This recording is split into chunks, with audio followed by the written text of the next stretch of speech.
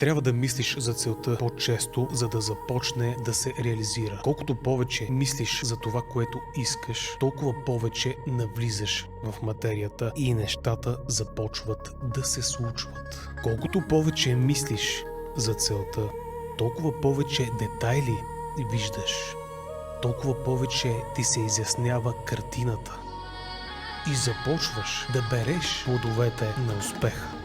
Ако мислиш от време на време, само когато се сетиш, между другото, което правиш, нищо не става. Не променеш нищо. Трябва да има постоянство, упоритост и търпение, за да имаш успех.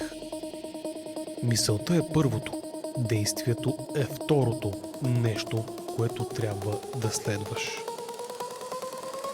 Кога мислите за целта ни напускат,